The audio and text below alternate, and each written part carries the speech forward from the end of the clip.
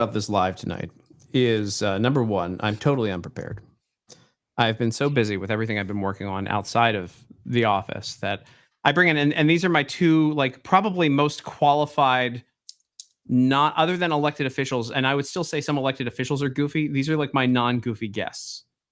So I've got a George Washington School of Business professor who has uncovered all sorts of DEI and nonsense and whatever else is going on. Like, I mean, like literally the most informative, the two most informative human beings. Kyle Walsh, Professor Kyle Walsh, that's number one. He's massively informative. And then Chris Pabst, who has, how many Emmys do you have? 45?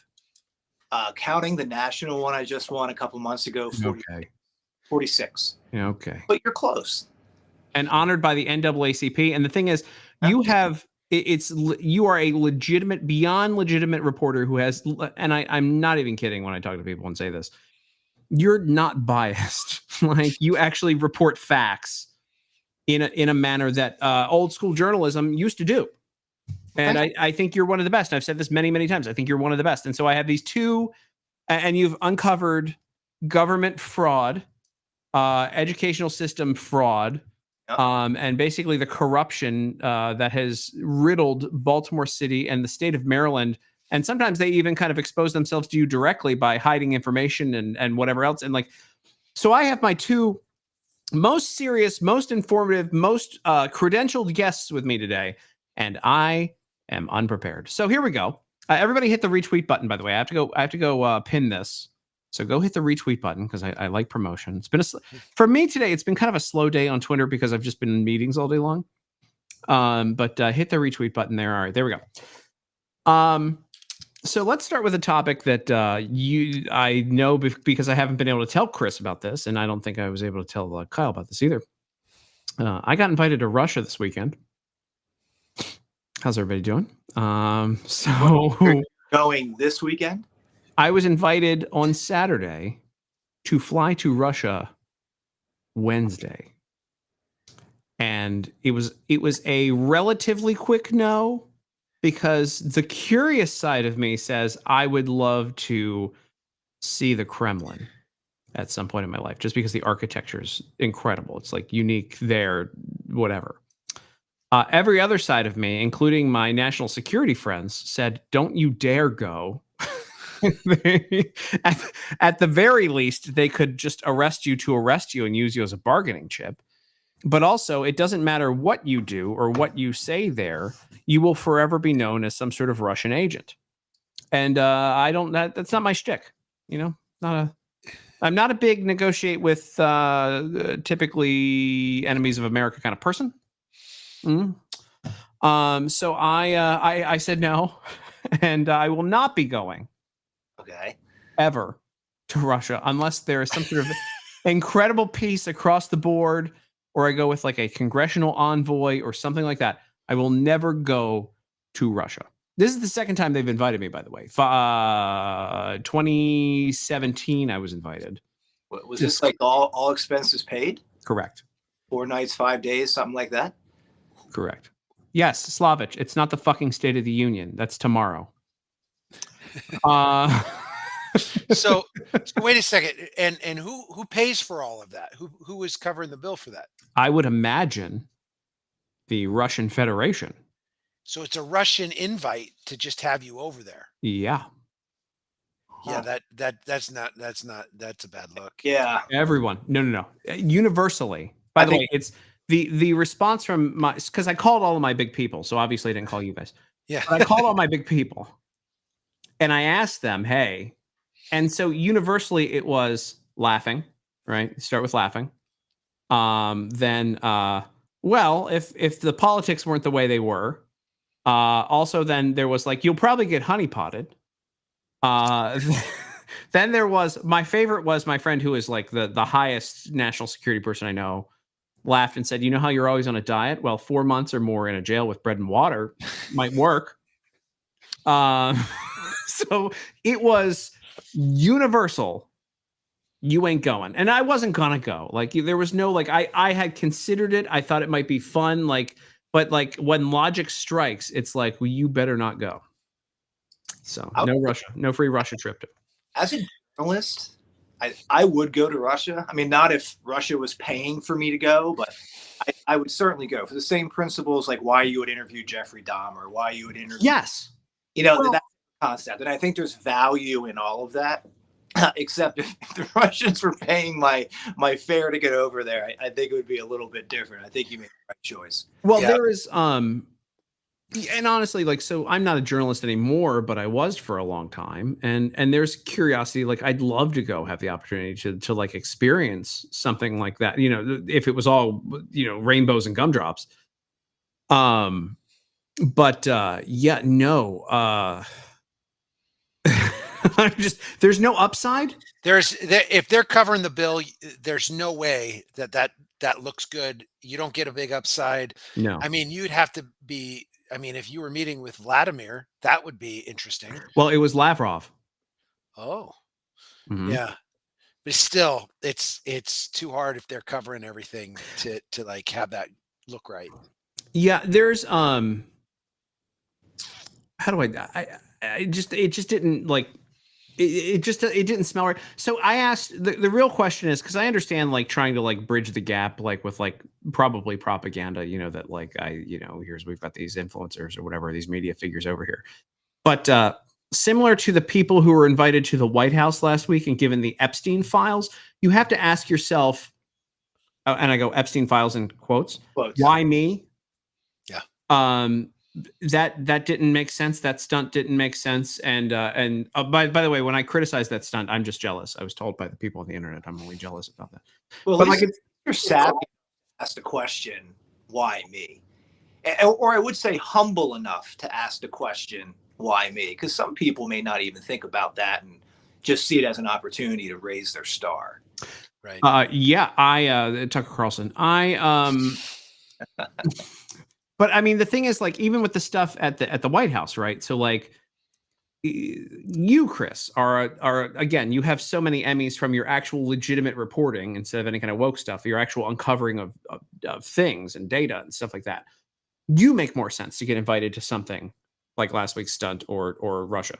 Even Kyle here, Professor Kyle, like his research, like he's an academic. It makes more sense. I'm a guy who tells dick jokes on the internet. But the other side of it, somebody brought up, they go, you know, you're probably much more valuable than a WNBA player.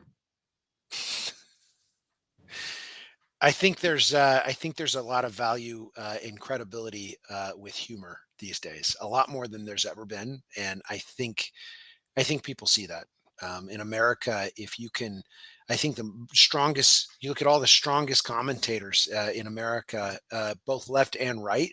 The people with the most credibility actually have humor involved in their vocation, and it's not. I don't think that's a coincidence. I think it's because you look. Jon Stewart is easily one of the strongest on the left.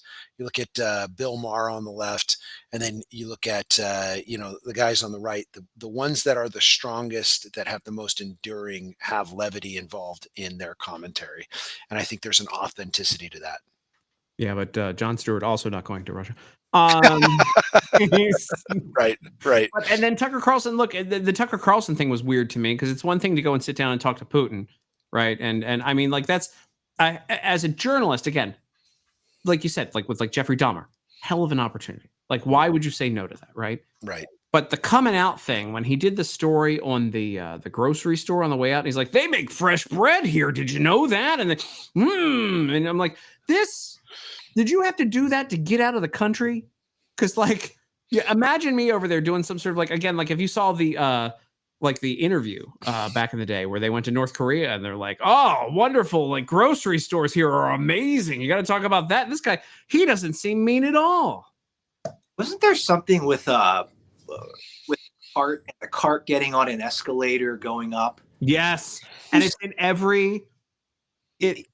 Yeah, and I remember I was watching that and I thought to myself, I was working in Madison, Wisconsin for the NBC News affiliate, and they had one of those in the Walmart. They had one in the they make fresh bread at Kroger, says Chuck here. Yes. They had one in Austin in 2009 at the flagship Whole Foods. I used to really enjoy it. You just lock your little cart in it. But he was it was You know what they were trying to recreate, right? No. It's when Mikhail Gorbachev came and visited the United States long before the war, before the wall came down. He visited and he actually went to, I think, Texas, and he didn't believe that our grocery stores were as stocked as they were. And he told his driver to just pull over on some random place to check out a grocery store. And there's a bunch of photos from it. I believe it was in Texas. And it was something that was so transformative to him that he realized that they needed to change things in Russia, because he saw what he thought everything was theater until he'd had that experience. And I imagine in Russia, in KGB, where, they still have that kind of like feeling like, I imagine there was something associated with that they wanted to have with him. I don't think they were unconnected, because that experience was a seminal experience for Gorbachev when he came over. So they tried to do the same thing in Russia, maybe. That I get it. That makes sense. That makes sense. I didn't know. Again, this is why I have more intelligent people on here than me. Like that was I had no idea, but that's exactly what that was. So. All right, let's kick this off, because where you want to start? Who wants to start? Because again, Chris, actually, let's start here, because I want to get Kyle's commentary on what Chris is going to say. And I have energy now, by the way, because I started this off and I told Kyle it was going to be a grim night because I've had a long day of meetings, but I'm energized now. I've got my Celsius. This is pure chemicals that RFK Jr. not approved. Chris, what is happening right now? Where do you want to begin? I'm just going to let you, because the stuff you've uncovered in the education system, and I feel really, really bad for students in Maryland, and especially in Baltimore. Like, what's happening this week? Because every time we talk, there's some sort of story that I go, what? I'm wearing my Baltimore hat for you, by the way. Go ahead. I noticed that. I see you want to stick with education right now. Where do you want to start? What's the most egregious thing right now? Probably the budget deficit that Maryland is seeing right now, that is driven by public education spending that the state doesn't have. So Maryland has very average to below average schools, except we have very highly funded schools. And a couple of years ago, in 2021, the state passed this thing called the Blueprint for Maryland's Future. And it's a fancy way of saying that the state was going to drastically increase the education. And when I say drastically, I mean $30 billion of additional tax dollars in the first 10 years alone. And when the legislature passed it, they didn't pass a funding mechanism. And I remember being in Annapolis talking to the legislators saying, hey, you're passing a $30 billion unfunded mandate onto the taxpayers of Maryland. What's going to happen? And they're like, you know what? We have enough money to pay for it for 3 years. And then we'll figure it out after that. Well, we're in year 4 and Maryland has no money. And the governor right now is in a very difficult position, because Wes Moore, the rumors are he wants to run for president in 28. I believe he's the only black governor right now in America. And he's got to figure out what to do. And there's huge tax increases that are coming. There are massive spending cuts that are coming. And the state's in a really, really difficult place right now. On X over the past couple of weeks, or even the past couple of months, I've been tweeting about posting about how Maryland's in trouble. And Maryland, and that's the honest truth. This state is losing population. People are fleeing. The tax base is shrinking, and it looks like taxes are going to go up because the state is spending more money than the state has. And I just want to read this to you real quickly. These are the tax increases that are being proposed. Okay. Just listen to some of these. It's going to drive you nuts. Okay. Fee on online deliveries, a 75-cent fee on every online delivery every Marylander makes. How much, what's the estimated revenue from that? Dude, Tim, they need billions. They have overspent in this state by billions of dollars. Hold on, we have an accountant here. We have a professor of accounting above me here. Yes. Yeah. 75 cents on every delivery in a state for a year. A state of 7 million people. Can you spitball a number? Yeah. I mean, if I was to do my family, it's 75 cents on every delivery, Yep. times, what is that? All right. So that is, I mean, we're talking hundreds of dollars per resident. How many residents are in the state of 7 Maryland? million. 7 million. So what is that? That is, yeah, that's a few $100 million right there. That's about that's going to be, oh, that's actually pushing, that might be Now, does pushing, that that delivery might be pushing include? a billion. If they order like I order, that's either half a billion, about half a billion, I'd say probably. Does that include all Amazon orders too, like stuff that isn't like USPS? Yep. Yeah. Holy crap! So we're talking on top of food, Amazon, Target, every other like individual. There's no way they pass that though. There's no way they can get that passed because They are a supermajority Democrat. What's it look like, Chris? Is that going to pass? Oh, can I get through all these? Yeah. okay. I'm sorry. These are all in the same bill. These are all in the Oh. bill. Oh. That's Oh. fun. All right. This is Governor Westmore's budget. He's also proposing eliminating itemized tax deductions, raising the income tax to the highest earners of 6.75%. Right now it's 5.75. Oh, this is a good one. He's going to double the emission testing fee. So right now, every 2 years, you got to get emissions test on your vehicle. It's $14. He wants to double that to $30. Eliminate the trade-in allowance. So when you trade in your vehicle, you can trade it in and pay taxes on the difference between the vehicles. What he wants to do is eliminate the difference, and you pay the entire tax of the vehicle, no matter if you have a trade-in. And this, and then here's the last one. He wants to double the sports betting tax. So if you're on FanDuel's or something like that, instead of there being a 15% tax, he wants to double it to 30. Now think about that for a second. You're gambling your money, and if you lose, you lose. And if you win, you can only keep 70% of your winnings, and the rest of it, 30%, has to go to the state. That doesn't count the other taxes. That's going to hurt. That's going to hurt the gaming industry in this state a lot. So those are the taxes right there that are being proposed in the state of Maryland. And there is a fairly substantial amount of people in the legislature, the House of Delegates and the Senate, that want to pass all of them. I mean, we're talking like what's the current deficit in Maryland? $3 billion. I mean, I feel like they're going to make that in 1 year from all those taxes. Well, unless Kyle, are you running numbers right now? Yeah, I'm actually looking at their budget deficit, their current budget deficit for Maryland right now. The main problem with these thing, yeah, 3 billion. That's the budget gap that they have. But Chris knows. You see those awards behind him? Don't question him on that. I was just double checking, but I look at this, and the one thing that they have that doesn't, like, uniquely Maryland, the states around Maryland don't have casinos in the same way Maryland does. Yeah. So Virginia doesn't, DC doesn't. All they have is the MGM that is near DC. That's Maryland. And, yeah, that's all Maryland. And so there is some like stickiness that they could do to taxing it, but this is never.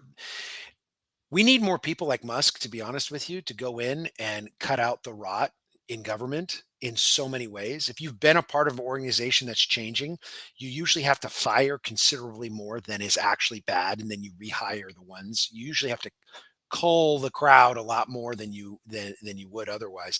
And the problem is that a lot of people in government just don't have that attitude or thought process. People in business do, because you have to. But government, the solution is let's just tax people more.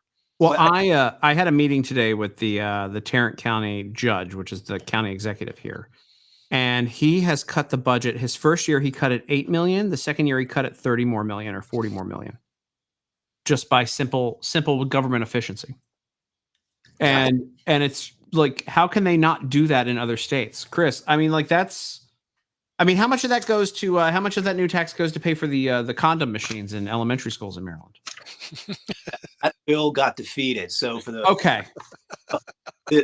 what the legislature did is as we're facing a $3 billion deficit, the House of Delegates passed a bill that would decriminalize selling condoms specifically from a vending machine in public schools. So this bill would have allowed vending machines in kindergarten for condoms. That would have been legal, because right now you can't do that, but it would have made it legal. But the Senate did kill that bill, I think, yesterday. So it's that specific bill is dead. But that was a real conversation that was happening in the state of Maryland as we're trying to figure out how to pay the bills in this state. That's crazy. Yeah. And if you think about these taxes that we just went over, these are all tax increases. The citizens don't get any additional services. There aren't any new services that are being rendered for the citizen. These are just tax increases to pay for a massive budget deficit that was incurred by the politicians in the state. Wow. It's hard to think about. And there's you want to hear something crazy? This has me. I'm from Pennsylvania, so I'm not from Maryland. The politics here are a little bit different for me. I've been here for 9 years.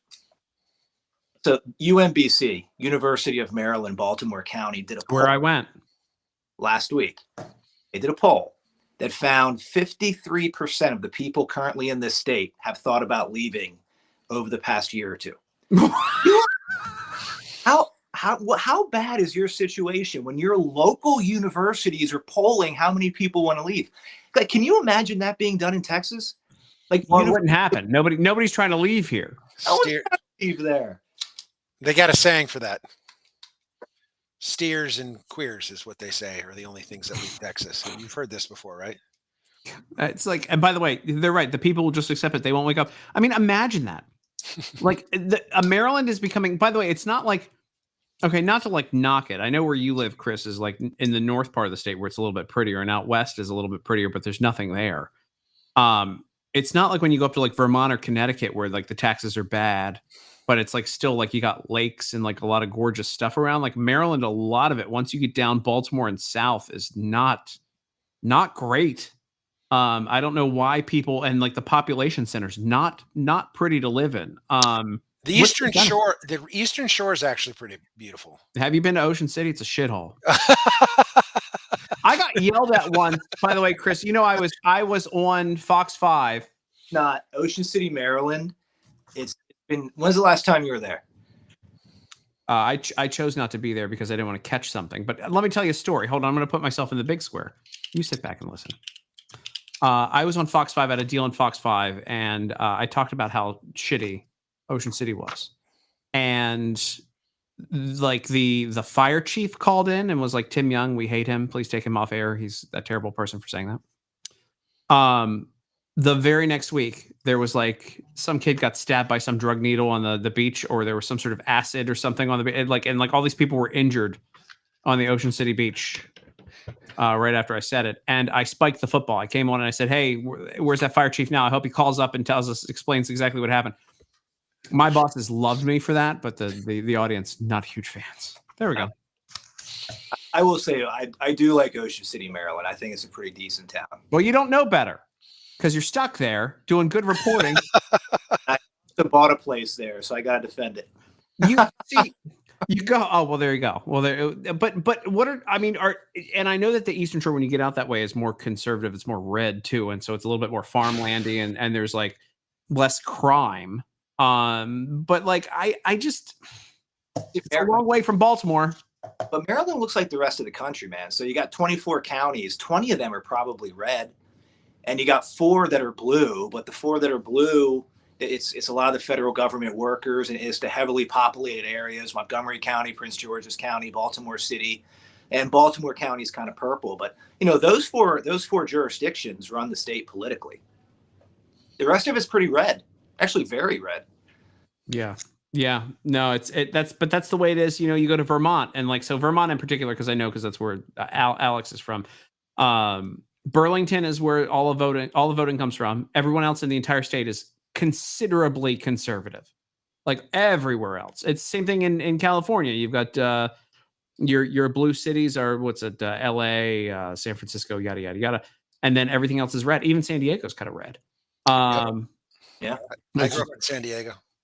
Wow, I'm a cool guy. What else, Chris? What else we got? I'm going to flip because we're going to go back and forth here. Chris, what other? Because I can't.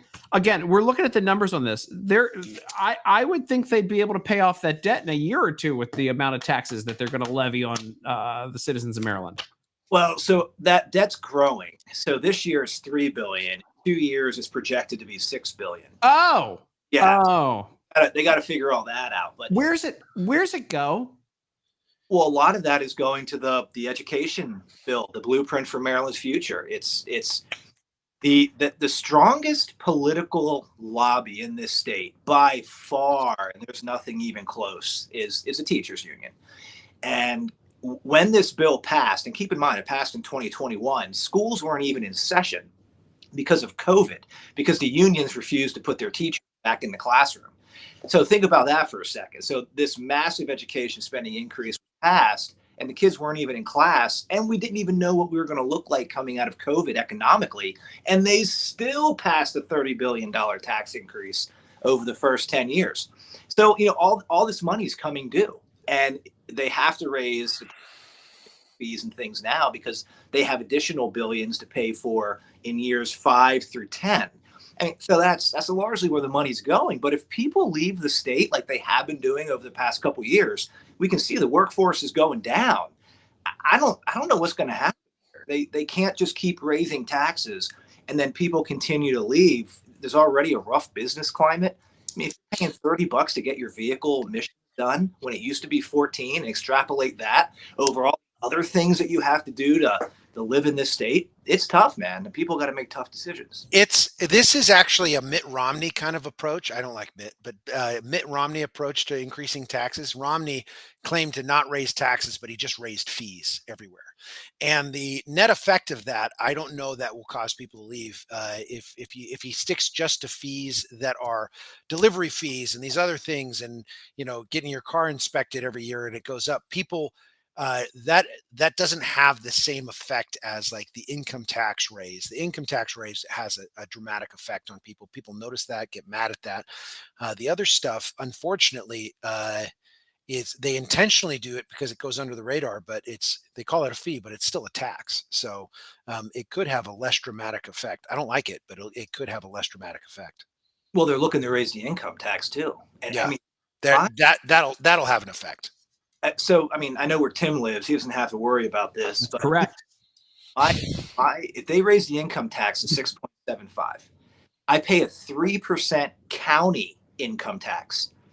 That is 10% of every dollar I make going to the local and state government. Doesn't count federal government, doesn't count the gas tax, doesn't count sales tax. 10 cents of every dollar I make just in local and state taxes if this new budget gets pushed through. And I see people saying, you know what? I mean, even me, I live 12 miles from Pennsylvania. That's it. That's the biggest problem they face, is that people live Virginia and Pennsylvania can just go to one of these other places and commute. So, well, because nobody's. I mean, how many companies? Like, what's the number of companies that have left the state? I mean, how many major companies does Maryland really have anymore? I know that all the defense contractors are there, but they can shift that pretty easily, right? All those defense companies. I mean, like, what if you're a $1 billion company? Why would you continue to be in that state? Because I'm sure that corporate tax is a whole nother conversation. Yes, we have Under Armour, Sinclair is one of the largest broadcasters. That's who I work for. $1 billion or $5 billion in revenue every year. But our owners are from here, and they founded me here. But hey, Kyle, when you type it. Sorry about that. Yeah. Sorry. Yeah. I don't understand why your microphone cuts off Chris when you're typing, but that makes no sense. But like to your point though, Tim, like you got to get people to come here. You just can't rely on people starting a business here and 50 years later it's $1 billion business. Like, you need people to come here, like Texas is doing, like Florida is doing. Did you guys see that DeSantis is now talking about eliminating property tax in Florida?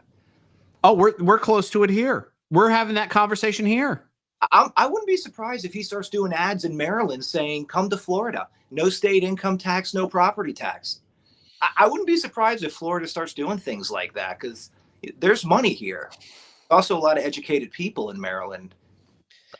I wouldn't be surprised. That would be I would be surprised by that, because that property taxes in both those states is the lion's share of how people get the bite out for the state revenue. I'd be excited to see how it goes, but that would be a big move in those two states, because there's no income tax. It's property taxes, right? So, yeah.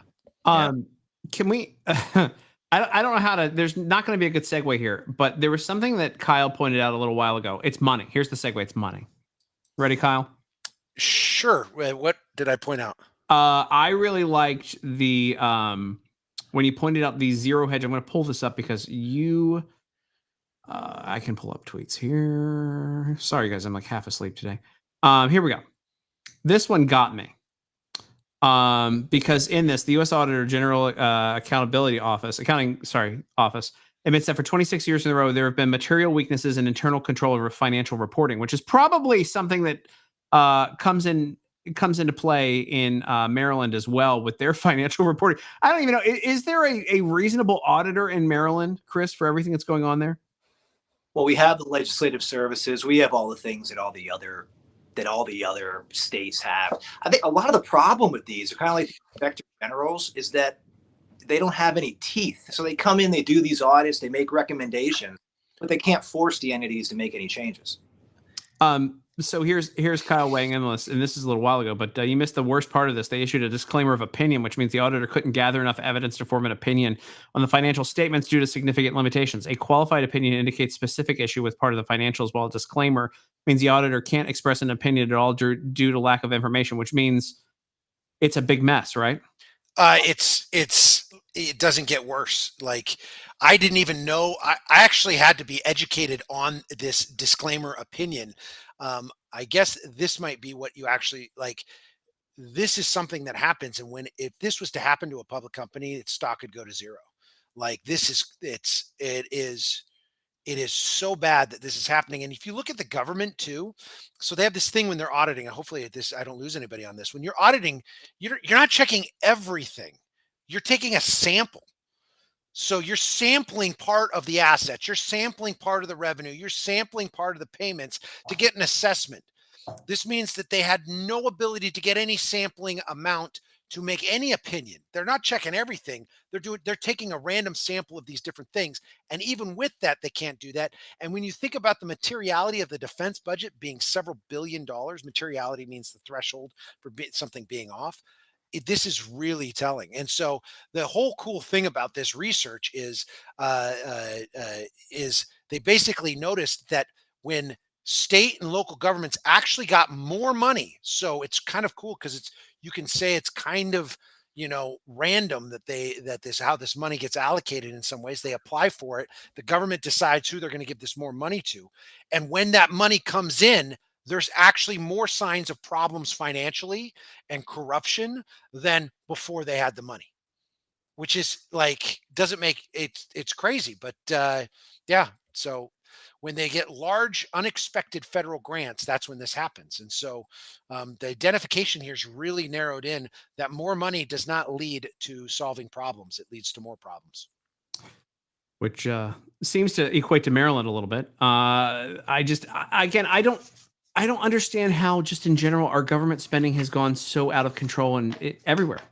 Yeah, I mean, I was explained to this is what I'm going to put myself in the big square. Hold on. This is what I was explained today by probably one of the best county executives in the country, just because I like the guy, Tim O'Hare here from Tarrant County. He goes, a lot of times, he goes, when he first went into office, he had 12 hours of work a day, period. He went in and then he put the right people into place. He cut the budget. He made government more efficient. And now that's cut his work back significantly. And he says that a lot of times what he feels like happens is you get these guys that come into office. They don't want to leave the office quite right away. And, they got 8 hours a day, 40 hours a week. They want to make sure they sit there. And so they start making new work for themselves by creating new projects that are completely unnecessary just to kind of fill time. And then suddenly you're spending millions and then billions of dollars as these projects pile up for a major municipality. Thoughts, guys, fellas? Well, from the education perspective, I think that applies to public schools in America. If you look at public school spending over the past 10 or 20 years, it has significantly increased. Baltimore City is now spending about $22,000 to $23,000 per student. That's a private school education, and this year 10% of the kids in that school system were proficient in math. That is not a mistake on my part. 10% of are proficient in math at $23,000. Kyle, your breathing is muting Chris. Can you just get your big ass nose away from your microphone so I can hear Chris talking about stats? I'm so sorry. Why is your microphone so? Hold on, I'm sorry. This has nothing to do with you, Chris. Hold on. Why is your microphone so hot? I don't know what program you're running, but it's your program. There we go. All right. Mute yourself while you're not speaking. All right, because Chris was running down statistics that are like critical and a mess. I love you, Kyle, though. You know that. But I don't like your nose hair, the wind going through your nose hairs, and I don't like your typing. All right.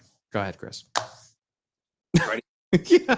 All right. So $23,000 per student, Baltimore City. 10% of the kids are proficient in math.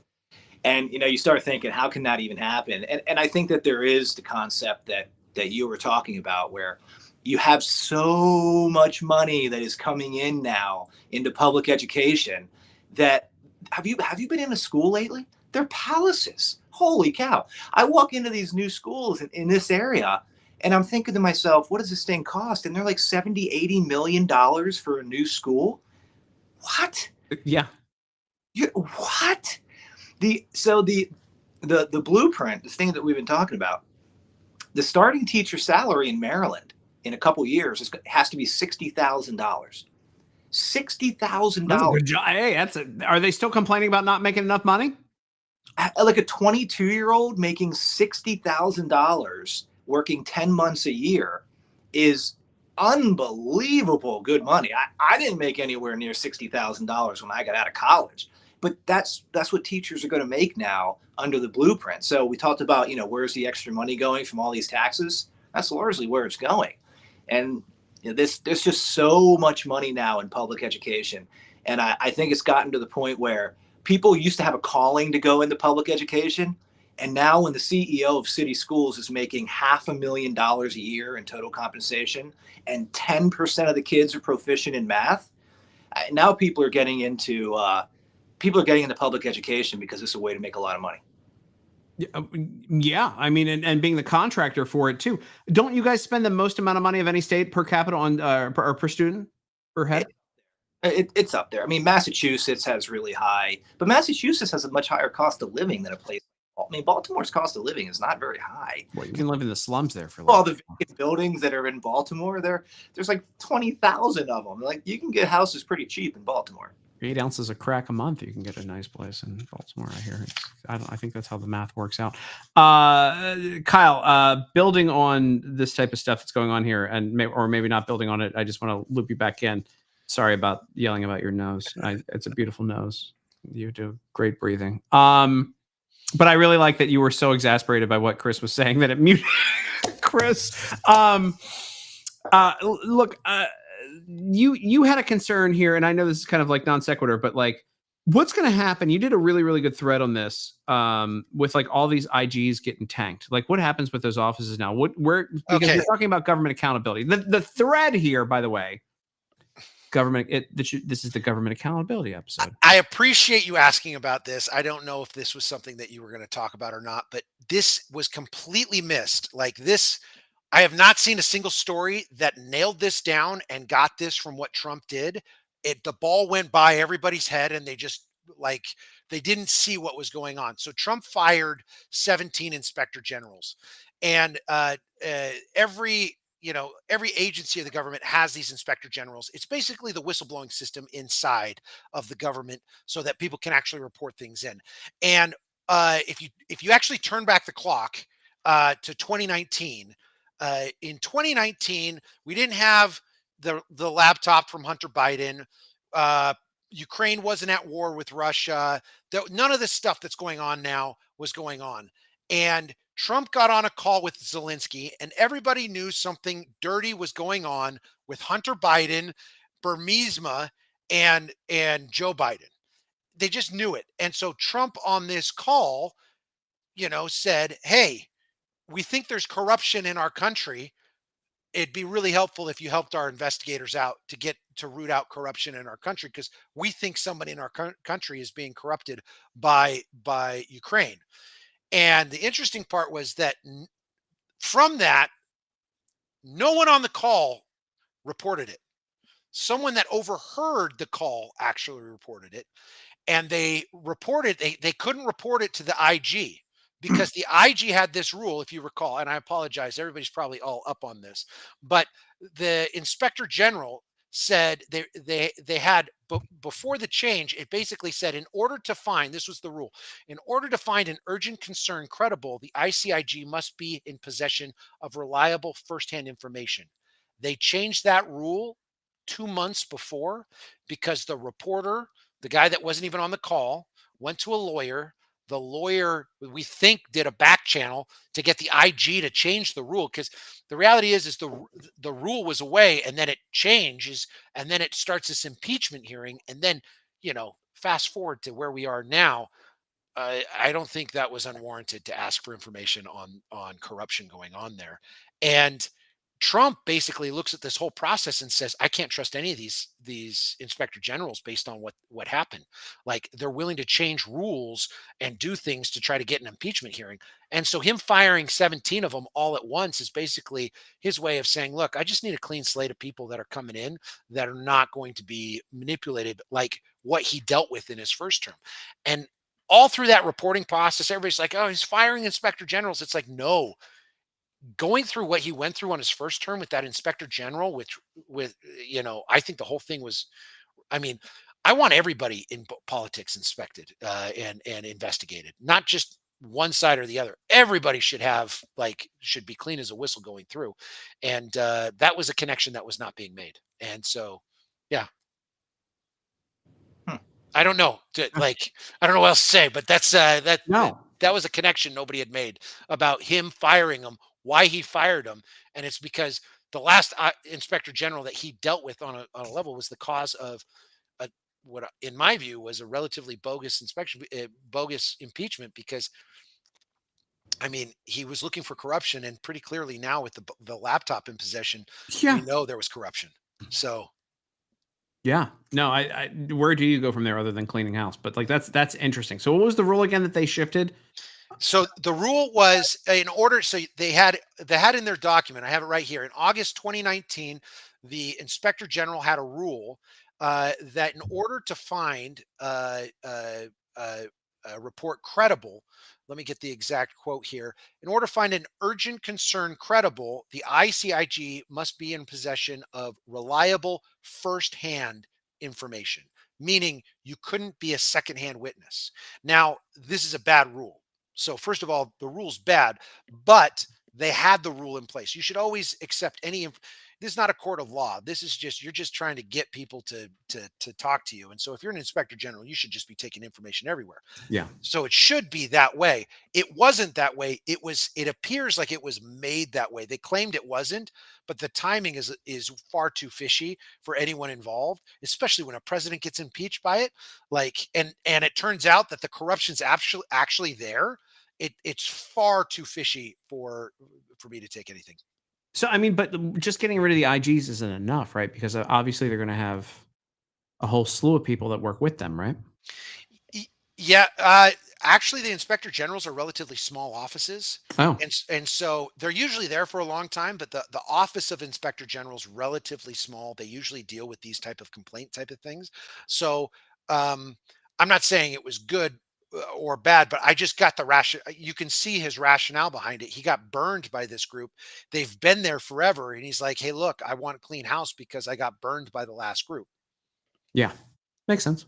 Yeah. I mean, but I had no idea about that rule shift. That's really interesting. Yeah. That's the other update. I was listening intently. I'm like the same. It's a weird, there are some times, and I always feel like a doofus when I do this, but sometimes people make points. I'm like, good. Yeah. Well, Got if it. you want to get back to your tax one, the big one from this last Yeah, week let's go. Yeah. was not Mitt Romney. I talking was Elon Musk talking about the Social Security being a Ponzi scheme, and it was so scary how many people in our government took offense to that. Oh, And I think it reflects how little they understand about how Ponzi schemes work more than anything. If you look at a Ponzi scheme, if you look at the definition, it's an investment scheme that pays off early investors with money from new investors. which is exactly what it is. That's exactly what Social Security is. They call it Oh. insurance, but it's not insurance for like maybe you'll live that long. No, everybody's living long enough usually to get Social Security. This is a government program that just pays off current people that are old with young people.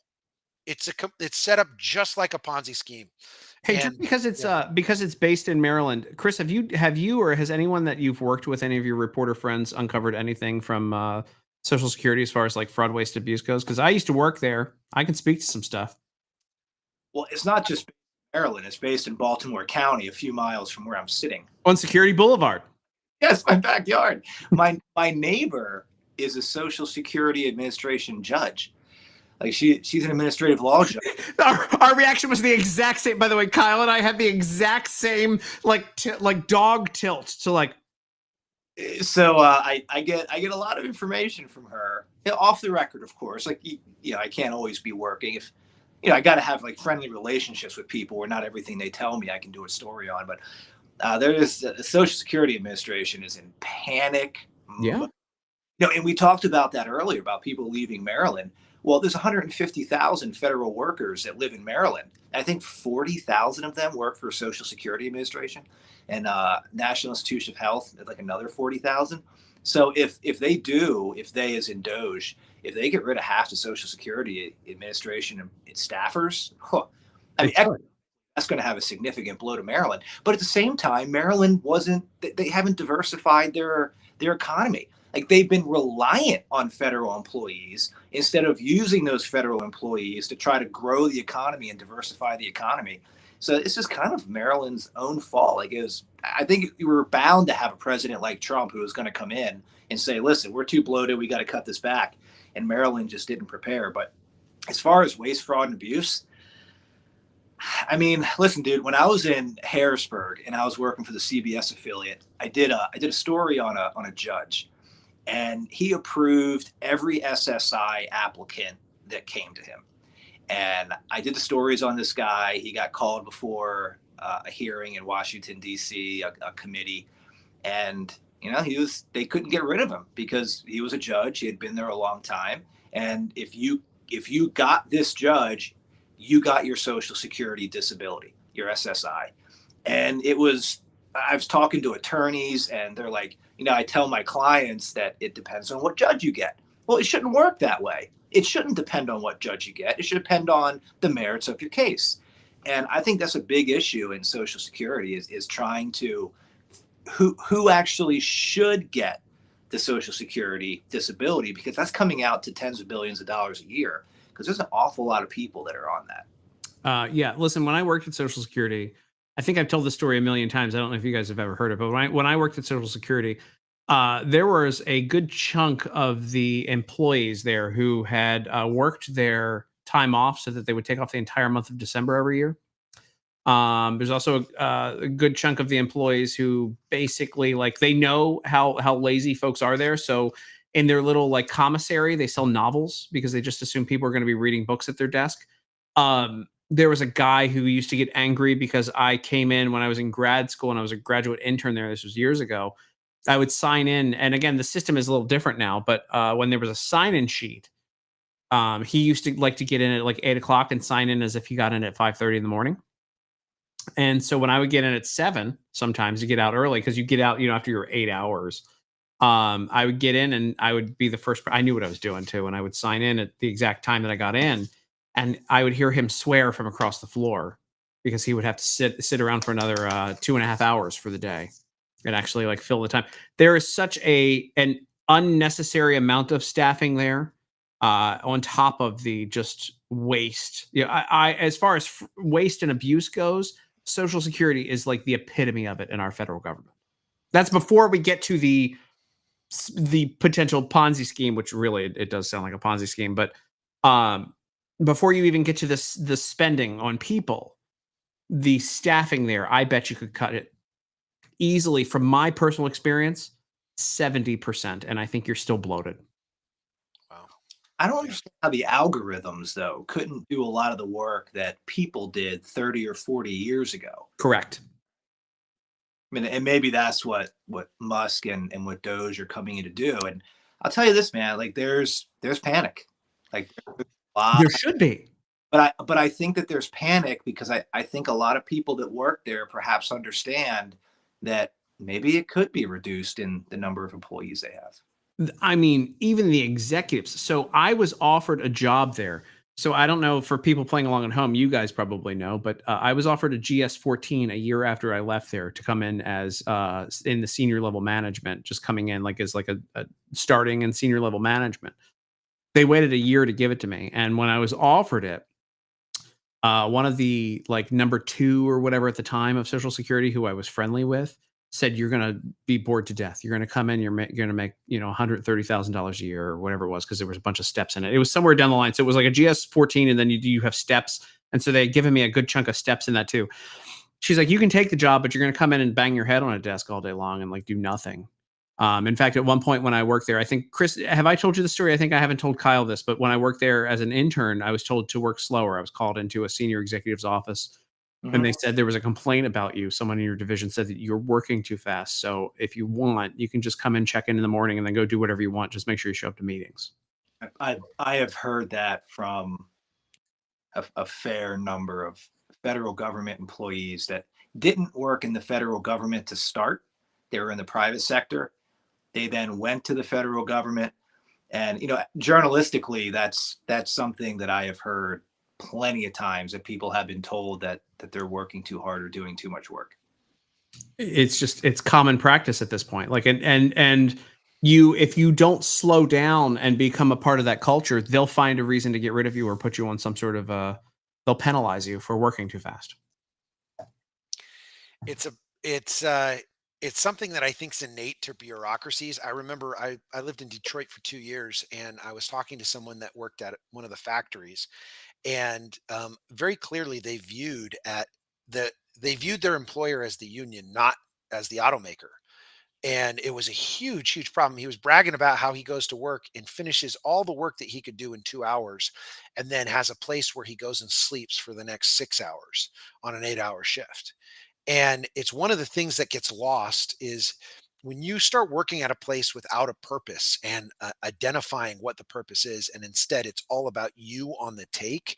I think it just creates this. First of all, I don't think it's very fulfilling, but then it just creates this whole bad energy around vocational work and employment, and you're just not improving things. And it's surprising to see how upset people are that they have to face unemployment in the same way everybody in the private sector does. Yeah. That's like shocking to me. It's like, oh, I'm losing my job at the government. Yeah, all of us. I mean, I don't think I've ever had a job where I haven't been close to being fired at some point in that job. All my jobs I almost got fired from at some point, just because I pushed some limits somewhere or did something wrong, or made a mistake. It's just one of those things. And if you're not aware that that can happen, you think there's a job for life, I think that's a horrible cultural thing. And it's shocking how many people have that attitude. You know who's never been close to getting fired? That Chris Pabst up there with the 46 Emmys. He's never has no idea what it's like to have a risk at work. I've been fired a few times. I've quit a bunch too. I've actually quit jobs because they've been unfulfilling and a waste of my time. And I've been fortunate enough to, like, I just don't spend money, and I've that's become part of my culture and part of my just kind of MO is I don't spend a lot of money. I buy a bunch of junk, but I don't spend a lot of money. And so I can jump away from things and walk away from things when I really don't like them. So Bourbon's not junk. That's true. That's true. But I now make enough money that I can piss it away on liquid that I enjoy. By the way, I got to try some stuff from Oak and Eden that has been sitting on a shelf for a while, and I don't even know if I'm allowed to say that much. But you and I need to talk about that, Chris, at some point, because Kyle doesn't drink, but you and I. The Oak and Eden products are pretty good. I enjoy them. No, they aren't. Stuff I had though, fantastic. And there's a whole tale. We need to catch up at some point over that. I'm going to cut it early tonight. I'm going to do one more question for everybody, and then we're going to cut it early because I got an email from somebody like at the very beginning of this, and it's infuriating, and it just goes on with my day. I'm an irresponsible, terrible person. I owe you both. I owe Kyle dinner, and I owe you drinks, Chris, for this one. You two all-star a-holes. What do you think? What do you think is going to be the highlight? Because I put this in the little thing up top there. What do you think is going to happen tomorrow night at the State of the Union address? Do you think Trump is going to announce something like why? I kind of think he's going to announce some sort of wild program or some sort of like he's going to release something that maybe an internal audit has already found. I think there's going to be a shock and awe moment as part of it, and it will either be something Doge has uncovered or something Trump is going to do, or a combo of the two that's going to be like, whoa. Okay, so what could be whoa? That he and Putin and Zelensky have reached an agreement to end something like that. I think that could be in there. Maybe something in the Middle East as well that we're kind of sleeping on because he's got his guys running around the Middle East at the same time. he bought Gaza. And he's going to make it into a resort or whatever he said he was going to do. I think that we might have it on the Doge clock. I think that would probably be something, and what his goal is going to be by the end of the year.